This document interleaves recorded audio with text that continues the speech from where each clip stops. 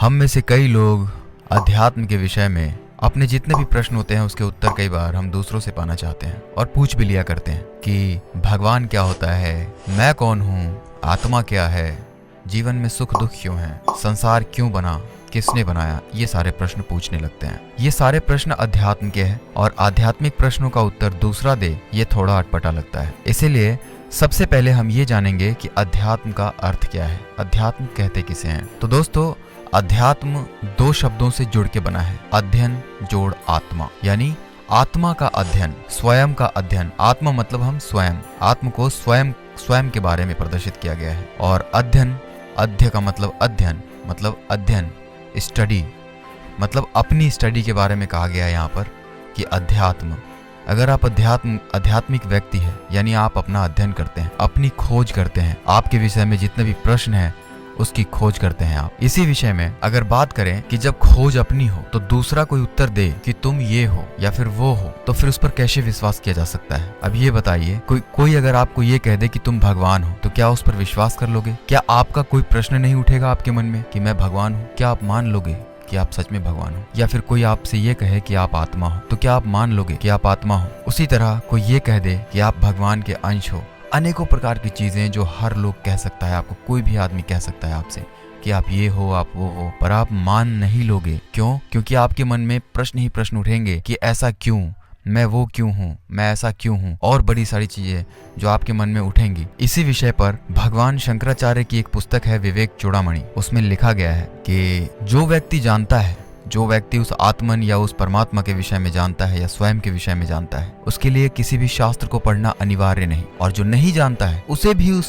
शास्त्र को या धर्म ग्रंथ को पढ़ना अनिवार्य नहीं। अभी थोड़ा अटपटा लगता है कि यार जो जानता है उसके लिए पढ़ना अनिवार्य नहीं है, ये तो समझ में आता है, लेकिन जो नहीं जानता उसके लिए भी पढ़ना अनिवार्य नहीं है, ऐसा कैसे हो सकता है? तो सही बात है, ऐसा ही है कि अगर आप जानते हो, आपका अनुभव कर चुके हो आप कि आप कौन हो, आत्मन क्या है, परमात्मा क्या है, तो फिर आपको पढ़ने की जरूरत नहीं है। और अगर आपने अनुभव नहीं किया है, एक्सपीरियंस नहीं किया है इस चीज का, तो आप हजारों किताबें पढ़ लो, दुनिया के सारे ग्रंथ पलट दो, लेकिन फिर भी आपको अनुभव नहीं मिलेगा। जो मिलेगा वो होगा केवल एक डाटा, वो होगा केवल एक जानकारी, जिसके बदौलत आप पूरा आत्मज्ञान को प्राप्त नहीं हो सकते। आत्मज्ञान का मतलब ही है आत्मा का ज्ञान, स्वयं का ज्ञान। अपना ज्ञान कोई दूसरा दे ऐसा हो ही नहीं सकता। मेरा परिचय कोई दूसरा कैसे दे सकता है? ऐसा हो ही नहीं सकता। मेरा परिचय देने वाला कोई दूसरा या फिर कोई दूसरा व्यक्ति मेरा परिचय दे तो फिर ये ऐसा लगता है जैसे कि मैं तो जानता ही नहीं, मैं गूंगा हूँ, बहरा हूँ, बुद्धिहीन हूँ, मेरा रिप्रेजेंट करने वाला कोई और है। तो ऐसा ही है, अपने विषय में आपको खुद ही बताना पड़ेगा या फिर खुद ही जानना पड़ेगा। तो आपसे कोई आपका पता पूछे तो आपको खुद बताना पड़ेगा, ना कि दूसरे से पूछ कर बताओगे। यहाँ पे ये वाली बात हो जाती है। उसके बाद फिर कबीरदास के भी दोहे आपने सुने होंगे, पोथी पढ़ पढ़ जग मुवा, पंडित भवा न कोय, ढाई अक्षर प्रेम का पढ़े सो पंडित होए। कहने का मतलब है कि प्रेम को जिसने अनुभव कर लिया, आत्मा को जिसने अनुभव कर लिया, उस सेल्फ को जिसने एक्सपीरियंस कर लिया, वही जान सकता है कि वो स्वयं क्या है, आत्मा क्या है, परमात्मा क्या है, या सेल्फ के विषय में वही जान सकता है।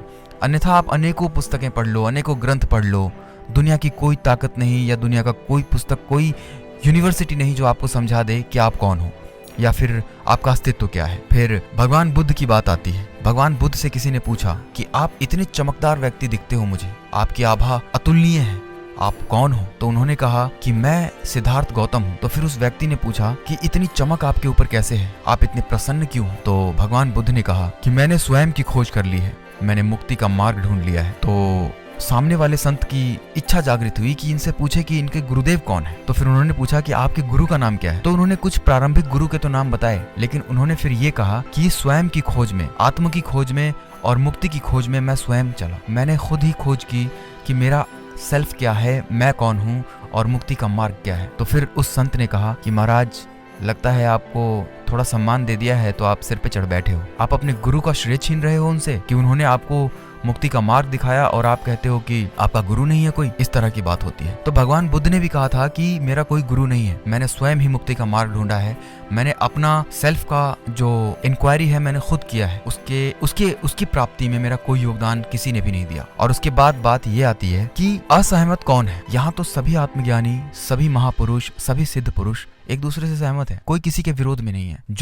जो कुछ भी जानता है सब एक दूसरे के ज्ञान का सम्मान करते हैं। लेकिन यहाँ विरोध किसका है जानते हो आप? जो नहीं जानते हैं। कुछ संप्रदाय, जैसे मान लो हिंदू संप्रदाय है, तो जो कृष्ण के भक्त हैं, जो भगवान कृष्ण के भक्त हैं, वो कहते हैं कि भगवान कृष्ण ने जो कहा वो ठीक है। फिर बुद्ध के जो भक्त हैं वो कहते हैं कि भगवान बुद्ध ने जो कहा वो ठीक है। फिर उस तरह महावीर के जो भक्त हैं वो कहेंगे कि महावीर ने जो कहा वो ठीक है।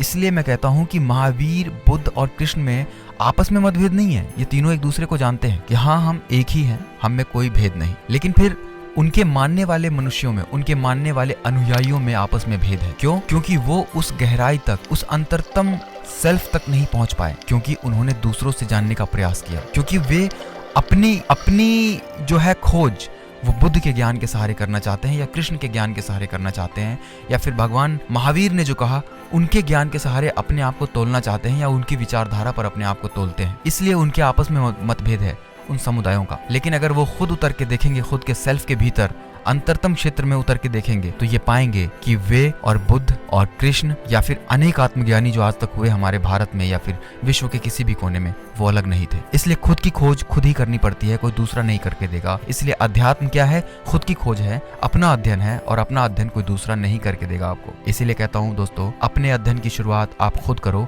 खुद से क्वेश्चन करो कि मैं कौन हूँ, मेरा अस्तित्व क्या है, मुझे दुख क्यों होता है, मुझे सुख क्यों होता है, और बड़े सारे क्वेश्चन है। तो आत्मज्ञान खुद से होता है। आत्मज्ञान किसी से मांग करके नहीं मिलता, ये भिक्षा में नहीं मिलता आत्मज्ञान, या फिर किसी से आप मांग के लोगे या सुन के लोगे तो वो आत्मज्ञान नहीं है, वो केवल इन्फॉर्मेशन है। और इन्फॉर्मेशन के तोल मोल के चक्कर में आप पड़े रह जाओगे जिंदगी भर, और ये भ्रम कभी खत्म होने वाला नहीं है। दोस्तों आज की वीडियो में इतना ही था। भगवान सबका मार्गदर्शन करेंगे। धैर्य से सुनने के लिए आप सबका धन्यवाद।